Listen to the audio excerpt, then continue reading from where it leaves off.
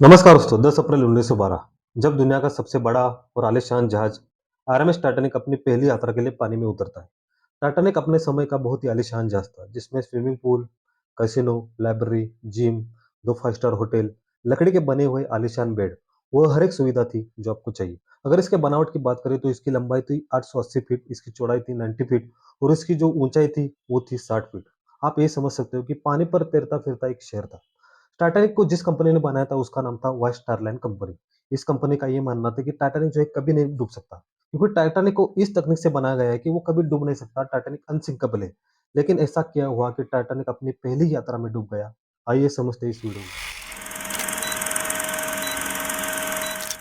10 अप्रैल 1912 को Titanic England के Southampton से न्यूयॉर्क के लिए रवाना होता है। सभी लोग काफी खुश होते हैं। जहाज के कैप्टन एडवर्ड जॉन स्मिथ, जो काफी अनुभवी और माहिर कैप्टन थे, वो समय समय पर अपने जहाज का मुआवजा करते हैं। रवाना होने के 2 दिन बाद ही मतलब 12 अप्रैल को उनको आइसबर्ग की पहली वार्निंग मिलती है। ये वार्निंग मिलते ही कैप्टन इस वार्निंग को सीरियसली लेते हुए जहाज को जैसे-तैसे करके इस बार आइसबर्ग को पास कर देते हैं।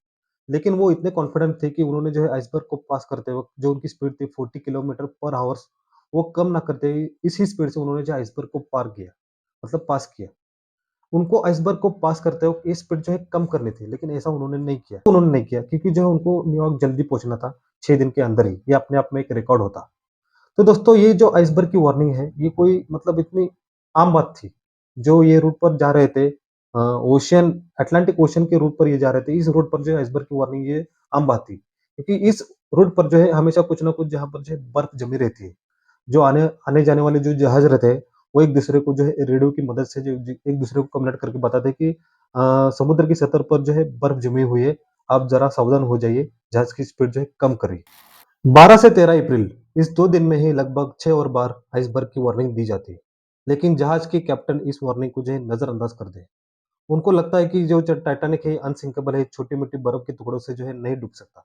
इस वार्निंग को जो है नज़रअंदाज करते हैं। लेकिन 14 अप्रैल रात के 11 बजे मानो आसमान से चाँद ही गायब हो जाता है। चारों तरफ अंधेरा ही अंधेरा। सामने वाली कोई भी चीज़ यहाँ पर जो है नहीं दिखती। इस चीज़ को देखते हुए कैप्टन अपने 2 कर्मचारियों को क्रो-नेस्ट में भेजते हैं। क्रो-नेस्ट मतलब जहाज़ पर एक ऐसी जगह होती है, जहाँ से आजू-बाजू के इलाके में जो है नज़र रखी जा सकती है। क्रो-नेस्ट में बैठे फ्रेडरिक फ्लीट और उनके साथी ठंड से काँपने लगते हैं। उस रात का तापमान -2 डिग्री। बर्फ जमा देने वाली सर्दी में दोनों की हालत पतली होने लगती है। बर्फीली हवाओं से दोनों के आँखों में से आँसू आने लगते हैं। तभी फ्रेडरिक फ्लीट को दूर से एक काले पहाड़ जैसी चीज़ दिखती है।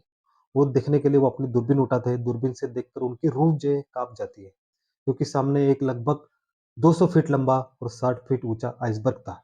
वो आइसबर्ग देखते ही वो जो है 3 बार अपनी घंटी बजाते हैं। मतलब क्रोनस में मुझे 3 बार घंटी बजाते हैं और फ़ोन करके अपने ऑफ़िसर को कहते हैं कि जहाज़ को मोड़ो, सामने वाली तरफ एक बड़ा-सा आइसबर्ग है।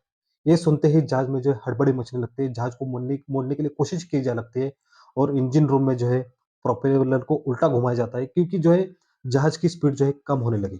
जहाज़ को बचाने की सारी कोशिशें फ़ेल होने लगती है और आखिरकार जहाज़ आइसबर्ग से टकराता ही। ये टक्कर लगभग 10 सेकंड तक चलती है। ये टक्कर इतनी ज़बरदस्त होती है कि जहाज़ की लोहे की चादर मानो कागज़ की तरह फटने लगती है और समुद्र का सारा पानी जहाज़ में भरने लगता है। परिस्थिति को देखते हुए जहाज़ के कैप्टन और जहाज़ के आर्किटेक्ट मौकाए वारदात पर पहुँचते हैं और ये देखते हैं कि जहाज़ को कितना नुकसान हुआ है। जहाज़ को हुआ नुकसान देख जहाज़ के आर्किटेक्ट कहते हैं कि अभी जहाज़ का जो डूबना है वो तय है। हालात की गंभीरता को देखते हुए जहाज के कैप्टन एक इमरजेंसी सिग्नल भेजते हैं। जो भी यहाँ पर जो आसपास जो शिप होंगी, वो सिग्नल को डिटेक्ट करेंगी, मदद के लिए हमारी तरफ आएँगी। और 15 मिनट बाद एक शिप जो है सिग्नल को डिटेक्ट करती है और मदद के लिए टाइटैनिक की तरफ मुड़ने लगती है। लेकिन एक परेशानी ये थी कि जो ये शिप था, वो टाइटैनिक से लगभग 100 किलोमीटर दूर था।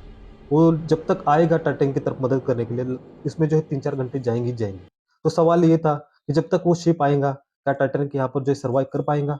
इसलिए जो है जहाज के जो कैप्टन है, वो जो है यहाँ पर जो है हवा में रॉकेट्स भेजने के लिए कहते हैं। मतलब जो दिवाली के रॉकेट्स होते हैं, वो हवा में उड़ाते हैं, ताकि वो रॉकेट्स की रोशनी को देखते हुए बाकी जो आस-पास जो शिप होंगे, वो जल्दी से जल्दी हमारी तरफ मदद के लिए आए। इसी दौरान लाइफ बोट्स को डिटैच किया जाता है, ताकि शिप पर फँसे लोगों को जो है बाहर निकाला जा सके।